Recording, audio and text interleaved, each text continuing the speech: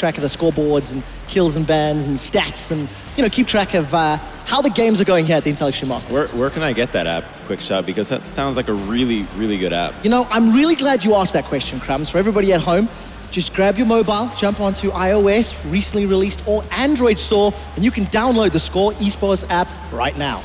We're into picks and bans, and in Rated, now that we've got the business out of the way, Zed, Lulu, Victor, same bans from WE. They are not wanting to give any of those champions over to their opponents. I feel like the second game was just not in a comfortable style for World Elite. I feel like they're going to fall back to kind of the same champion composition they were in the first game, because it worked for them up to the point where TSM just took over and had two really good team fights and just snowballed it from there. They were ahead essentially for a long time, so I feel like the composition is going to be a similar playstyle than before.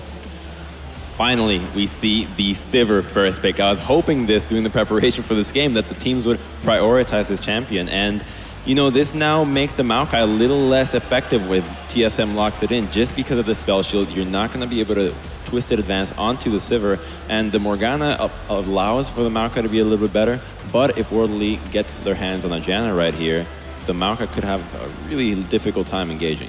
Well, Spirit is going to consider this Jarvan once more. Xiye, looking at the Ahri. You touched on Maokai. Santorin is going to be playing this Nidalee. I feel like Santorin had a good early game in the previous matchup with invading the jungle, and he definitely made the engages in the later game work in his favor. It's going to be a lot more difficult against this mobility from Team WE. So we see a similar comp like in the first game.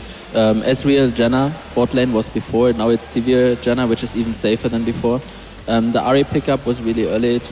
There was no LeBlanc in this game. They just blinded it. I think it's a really comfortable pick for them. They just defaulted back to it because they wanted to have something very good in mid for themselves. They're just something very, promising that just gives them the advantage in mid lane.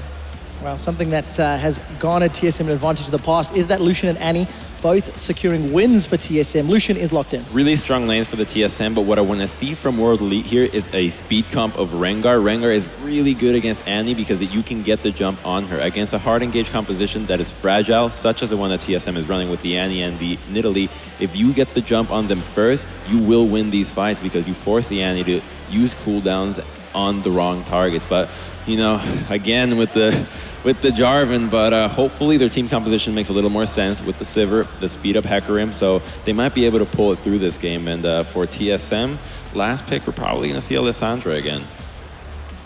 Yeah, there's the Lissandra, like we said before. I feel like the rundown comp is still there, even though they don't have a Rengar. I think that the Jarvan Hecarim combo with the Sivir speed up and the Ahri follow up in general just should work in their favor against the hard engage. The Lissandra might negate some of it because she can just go in and just disengage as good as possible. Dyrus can soak up a lot of damage, but I feel like the Annie will not work the same way it did in game one. Well, a couple of seconds left before we jump into the game. Slightly different decisions. Crumbs, do you think TSM has the better comp here? I think they do, but they have to recognize how fragile and where their damage is coming from. If they get locked down, the Maokai, before you had a Rumble, so you had almost a 5-threat composition with the AP on the Annie, you no longer have that. Yeah, TSM going all in with this one with their eyes on the cup. Can they bring it home? We'll find out in a quick second. Come back to Intel Extreme Masters World Championship. TSM 2-0 up here in the final. Just one step away from having that TSM name etched into the Intel Extreme Masters trophy. But before we get to, you know, that later stage, possibly, got to talk about this game. We were talking, as we were watching picks and bans there, we don't think TSM has maybe hit their strengths here. I feel like it's a very risky composition they're running here, and by taking Nidalee early, even though you know World Elite likes to take Jarvan over the Nidalee, you didn't get the Janna, which I feel is very, very important against World Elite, because now look at their setup. It's perfect for them. Loads of engage here, a lot of mobility. You got disengage from the Janna, you got the pick potential off an Ahri, and from Team Solomid side, there's zero peel, so they're gonna have to rely on being able to hard engage on World Elite as well. If it happens the same as in game one where they fall behind, they won't have that vision to get the engages. Nidalee is a jungler who doesn't build side stones, so she won't really add in anything right there, and she doesn't really fit in with hard engage compositions because she want to sit back and poke, not jump into the backline with the likes of a Lissandra and an Annie. Yeah, I like the Aluka pickup. We did see him grab the Hecarim into Maokai against the GE Tigers, and he actually looked like he was doing quite well in that matchup overall, and he did find some good ultimates at the end. But I agree. I think that perhaps a Nami would have been a better support choice here, but you know, with Lustboy's exceptional performance on that champion in game one, I suppose it is kind of justified, but the speed that we're going to see from WE with all of the Sivir ult coming in is going to make it really difficult to pull the same kind of tricks. And it's going to be so tough because late game you're going to have a QSS, maybe a Mikhails from the Janna, you're going to have spell sheet from the Sivir, and of course the ulti as well from a Janna to really avoid your backline dying. And that's going to make it nearly impossible for Bjergsen to find a target that doesn't have a cleanse or a way of basically avoiding his ulti. We're going to have to see how Team Solomid wants to play it, at least for now. They do spot the 2-on-2 in the bottom lane with this D-board they've placed for some level 1 information, and Wildturtle has already gone all the way to the top side. Yeah, so they will see that the support in the bottom side. No little recall tricks there or anything like that. Instead, WE just giving them the information they need. And Annie on the bottom side, this looks like a quick gank, possibly. I do like this though, lane swapping on a Hecarim. We know he's a trendy force champion there who needs to hit his spike if he wants to really be the big carry. But we also know Aluka, he likes to go home guard early with Phage, and then he builds tanks from there. So even if he gets denied, he will still be somewhat tanky for these mid to late game team fights, not just blindly rushing a trendy force for him, at least. But I like the lane swap here from Team Solomid. They get a blue buff as well on the weak side of the map because there's no invade from World Elite, and a quick gank in the mid lane. Well, here we go. Got the speed boost from the Orb of Deception, though, so can they pull it up? YuZhe is there. This could be a little bit dangerous for them. There's no stun up there for Lustboy, but there is now, and that will force a flash from YuZhe. Probably better safer than sorry in that position. Yeah, I think that's definitely the safer move right there. Lustboy did, in fact, use this lane swap to try and get Bjergsen ahead on this Lissandra. And Aluka there, a bit of harass from Wildturtle into the top side. Meanwhile, Dyrus getting a lot of farm down here is eventually chased off as YuZhe returns to lane. And up in the top lane here, the wave is pushing down towards Aluka on this Hecarim, but he's been forced back already. We're gonna have to see if Team Solomid wants to go and dive him early on this Hecarim. Normally it's gonna be 4 guys doing it though, and as Dyrus has already shown himself in the bottom lane, it makes it a little bit more risky. But you don't want him to freely come up here and pick up all this farm once it gets pushed in from Team Solomid. Spirit, as always, around the dragon. If he sees too many guys, you can see how Santorin is moving on the minimap. He's on the top side. If Aluka shows himself, he might go in and try and simply force him away from the tower and the entire wave, because you just want to deny that gold from the Hecarim. Yeah, really ward into try and beyond, though, for Aluka, so he's going to have a lot of knowledge. Still going to get hit by that spear and pushed out. Wow, nice stuff here from Santorin. It's going to take Aluka low. Obviously, no finisher from that one. Wildturtle did actually push down and try something as well, but now Dyrus has just TP'd into that bottom lane. He's managed to clear out the wave though, and even Mystic taking a turret shot there, so shouldn't be too much danger for him. And that's just perfect from Team Solomid here. They didn't have to try and risk it with the dive. They could just force Aluka away. He lost the entire wave, and Dyrus managed to get level 3 in the bottom lane. That makes it a lot harder to dive him. He has a ruby crystal, so he's safe to sit and farm in the lane. No risk of being killed by the likes of Spirit, while Aluka has already been set pretty far behind up here in this top side. So I really like the way Team Solomid played the lane swap early. Yeah, we do see Spirit hesitating in the base there for a moment, waiting to pick up some more items. And now, and only now, heading into lane. So he, it's an interesting choice, him not trying to prioritize pushing Dyrus off at the bottom. Dyrus was able to TP and then instantly clear that wave without any kind of pressure. So... Lustboy has actually been spotted. That could actually work out a little bit dangerous for them. Let's see if they try and go for Lustboy, but look at this, Santorin's moving over as well. Spirit is still there ready and waiting. Thanks to that Raptor buff, they'll clear out the vision. Aluka gonna come back around. Spear actually did land onto him. He's baiting it, simply baiting it. Notice how he's not running away instantly. Oh, he was spotted there, Spirit. Spear sent his way, so Team Solomid not falling for the trap here, not going for any dives on Aluka and then risking being counter-ganked by both Janna and Jarvan. Yeah, they will get some more damage down on the tower, however. And that's Lustboy getting knocked up a little bit. Some damage going down onto him. But dangerous here. Aluka comes around though. They managed to turn it on his head. Lustboy has even survived that one. And that will be first blood going over to Santorin.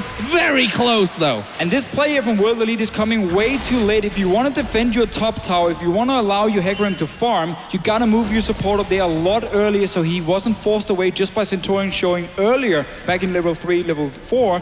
Meanwhile, Dyrus is now just putting being put in a one-on-one situation where he can pick up all the farm he needs. You saw how Team Solomid as well here allowed the entire wave to die on the tower before they killed it. So it's not even going to push down towards the Hecarim. This is a very tricky situation for World Elite now. And this little play, it was a smart enough trap, but it just came in way too late if they wanted to save the tower and give some farm to Aluka. And you can see that farm differential absolutely enormous right now between Aluka and Dyrus. They wanted to make that play, they couldn't get it done. And honestly, if you engage that late in that situation, Aluka in trouble. He's 2 levels down on Santorin right now. Yeah, I'm not sure. Oh, well, that's why it's Fighting Spirit actually coming up the river there. Santorin now able to just pounce away to safety.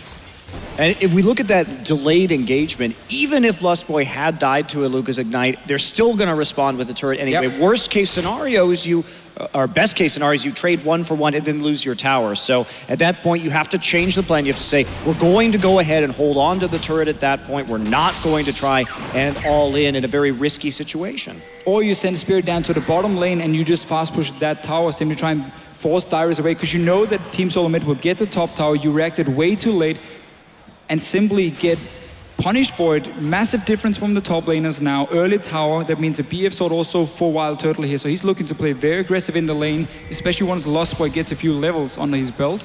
Obviously these 2 supports have been falling behind a little bit due to some roaming around, placing a few deep wards, and obviously the early gank in the mid lane from Lustboy as well. And they're setting up a trap here. Oh, there is the stun. It's going to go on to Mystic. They know that he used his spell shield a little bit earlier on. Actually, it was the Janna spell shield that he had on him. So Mystic taking half of his health bar down. And that may mean a bit more pressure. In fact, it will mean a call-in coming out here from Wildturtle. YuZhe will block it all, but there's the dive in. Wildturtle almost taking YuZhe down. But here comes Spirit. He will try and loop around here onto Wildturtle, who uses that summoner heal. He's got a flash. I think he might have to use it. Actually, maybe not. That's a good... Oh, last second he had to use it. I was going to say a good stun from Lustboy onto Spirit to stop him chasing on through. Meanwhile, Santorin is pressuring around the blue buff. Yes, the different focus here from the 2 teams. Santorin, he went to the top lane to try and deny Aluka even more farm, and that's why Spirit could at least try to gank in the bottom side. They spotted him, went straight in here. Aluka is still sitting on only 16 CS. A massive wave is coming down towards his tower, but notice Santorin on the minimap. He keeps staying around this lane, which basically means they can dive this Hecarim. If he shows up, he's only level 4 at this point. He gets denied even more now. Wow, that is just an absolutely crazy differential. And, you know, WE trying for these more aggressive choices in this game. But the problem with that in a lane swap scenario is that if you fail them, you fall so incredibly far behind. It's almost always better to take that lower risk scenario, go ahead, just push the opposite tower, try and contest cross-map objectives and see what you can do. Meanwhile, maybe a dive coming into the mid lane.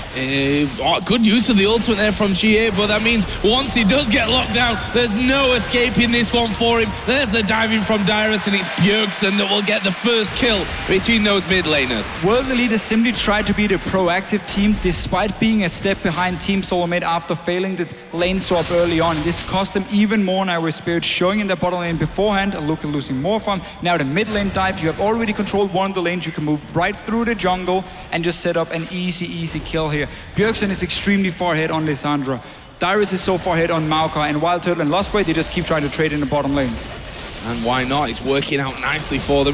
Lustboy getting a little bit low there, but is he going to come in? Tibber's not quite available for him as TSM will take their second tower of the game, shutting down that middle outer turret. I would prefer if they didn't trade in the bottom lane here, because you're winning the 2 soul lanes so hard already, and this is the only even matchup at this point. There's no reason to risk dying to Mystic on this Sivir. Just honestly sit and farm, wait for the quick move to come around from your mid lane anyway, because you're just taking that tower. You know Santorin and Bjergsen is going to go back there, place a few deep wards, and just walk straight down behind World Elite in this bottom lane and force a 4-man push that's going to give you the tower anyway. Yeah, I totally agree with you there. I think that is a bit of an overreach, especially when they also have that nice freeze heading up into the top side. They could also, you know, try and make a play up there onto Aluka. Possibly he doesn't have any of those movement summoners. And with that Maokai and the hard CC, you have a lot of threat right there. Not to mention, they've got the deep pink ward. So Aluka in a very dangerous situation at the moment without very much vision at all, but it's not going to be capitalized on, at least instantaneously, by TSM. I almost feel sorry for him because he's been sacrificed by his team here. Yep. Not his fault. He did the only thing he could do. He walked up to the lane, saw there was a dive coming, backed away from the tower, and he's been doing that over and over, but there was just zero help, or when the help arrived, it was way too late, and just the wrong call by Wilder. Yeah, it was the Hail Mary right there, basically, instead of trying for the safer play. And there we go, she is going to get found and eliminated. Yeah, Bjergsen following straight through. Spirit is there. He just started off his red buff and was like, oh guys, what's happening here? Wildturtle's actually recalling on that bottom side, so not pushing through onto that tower. Had every chance to get at least some turret damage down there after Mystic went to try and respond to this deep invade. Santorin and Lustboy setting up, trying to prey on Spirit. No vision in that brush, however. Well, now there is. Oh, Santorin's going to dive in there. As well. They're getting everything away and says, thank you very much, Spirit. I'll take that. We just talked about how Bjergsen and Santorin is going to return to the mid lane, push it out, and just walk into the jungle of Wildturtle. They do exactly that. They get another kill. They put pressure on the bottom lane, force them to back away. Might even get one on Spirit. Why not? Well, Spear, kind of easy to land when someone's recalling right on top of your ward, but credit nonetheless. Santorin here, 2-0-1. 2-0-0 for Bjergsen, as well as Turtle realizes, okay, I'm alone in this bottom lane. Not for long though, because Lustboy is headed down there and he's forced them right back onto that tower. I'm surprised they've not gone for Dragon yet on that bottom side. Actually, just been able to get kills. Yeah, they've been able to get the kills and take the other objectives. There's no real need to go for the Dragon at this stage when you continue to snowball your game harder early by taking towers down. And that's what they've been doing. Just the gold that you can get from these kills and dragons is definitely more worth it at this stage in the game.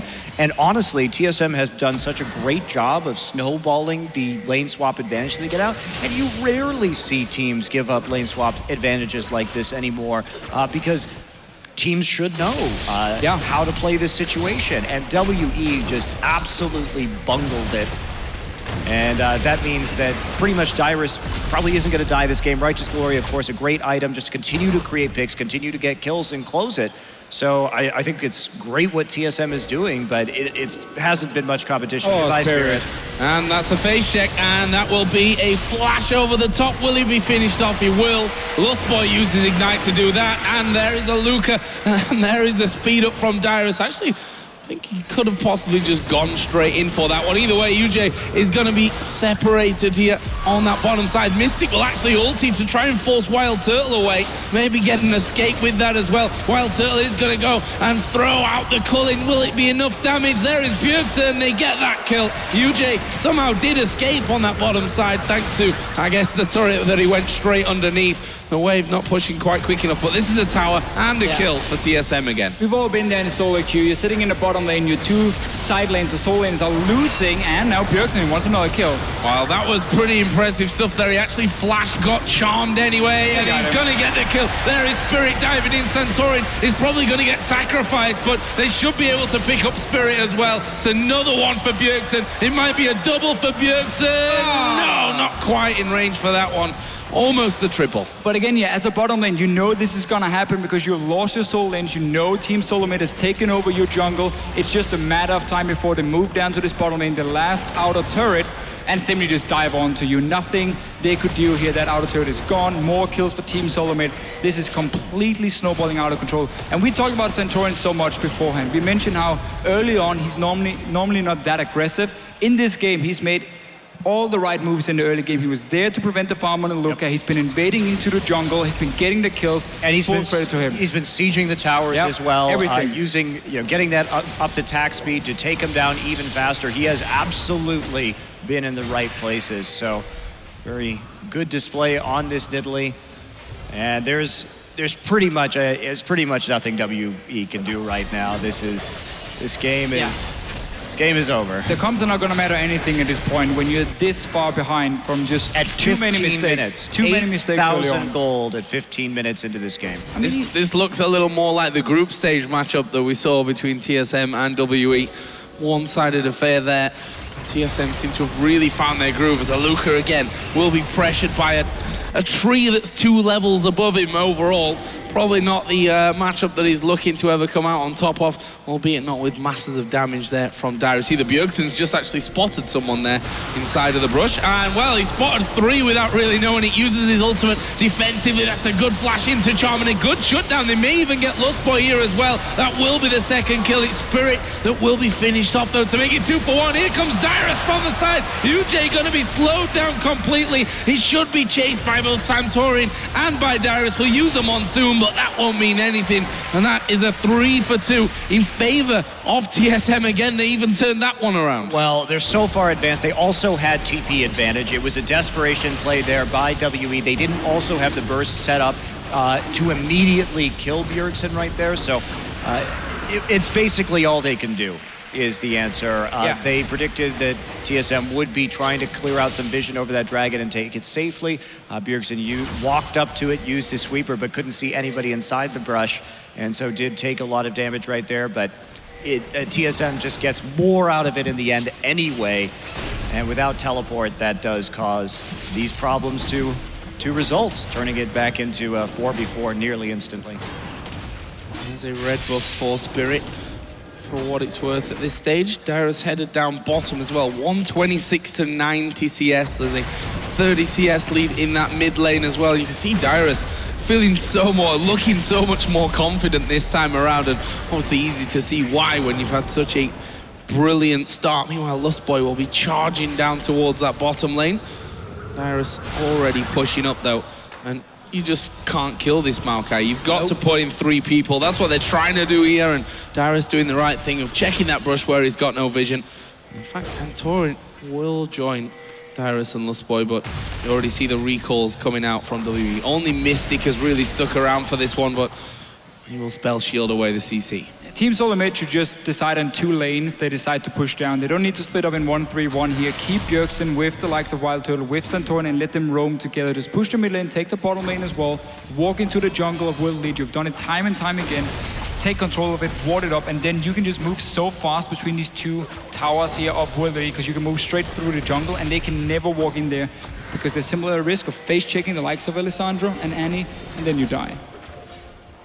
That jungle is pretty much TSM's at this stage of things. There's a pink ward going to be cleared out as well. Not exactly WE in a position to be affording so many pink wards that get instantly cleared out, but they have to try and wrestle some control back of their own jungle, and this could be the attempt that they're looking for. Spirit will go in with Aluka, but look at the turnaround from Santorin. Dyrus will get one. Bjergsen now joins the fight, but the Monsoon from YuZhe will cause them problems. Meanwhile, Turtle completely taking out Xiye of that fight, and it leaves just Aluka trying to trot away from that one, and there are 3 men chasing him in. Once Dyrus gets the callbacks down, they pick themselves up the ace. It's the only thing WE can do is to try and get some kills before the full vision stranglehold comes in from TSM. They found a couple of picks, but they always lose more, and with Turtle still alive, they will be able to use that attack speed bonus from the Nidalee heal just to take down these towers very quickly. I mean, this is just a tremendous advantage. WE having a very rough day. I think that's safe to say. So they go for the engage, they have to try honestly. They get a good pick first of all, but now you can just see the rest of Team Solomid. That's why we want them to go for just 2 lanes, because you can quickly collapse in the jungle. Wildturtle obviously fighting here, cleaning up a few kills for himself. Bjergsen is extremely strong, and they're just so far ahead, and it's absolutely fantastic to see a team really snowball an early advantage and not give anything to World Elite. You take every tower, you take all the dragons, and you keep getting more and more kills, so there's nothing they can do to come back. It's really well played by Team Solomid. 38,000 to 26, a massive, massive lead. Rod of Aegis for Santorin, and see him there catching Aluka out inside of the jungle. Won't be able to bully him back. Another free blue buff, basically, for Bjergsen to get a hold of. They have 4 men up by that Baron. They really don't need that Baron at this stage. And WE are trying once again to set up something, some kind of pick kills. They got 1 in that last fight, but got aced for their pleasure.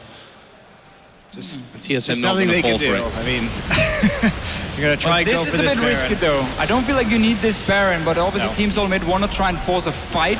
and they should be able to get it unless Spirit can maybe go for the steal, or he can die. Well, it looks more like he's going to die, but there is Xiye coming from the side. Bjergsen will use an early Zhonya's to get away from that one. Cataclysm actually helping them out, but only for so long. They do manage to pick off Lustboy. Santorin will... Oh no, he's not gone down. He's managed to stay alive there. Will heal himself. They pick off another one, and that is a 3 for 2. TSM, what's the plan from here? Pushing down the mid lane seems to be the way to go.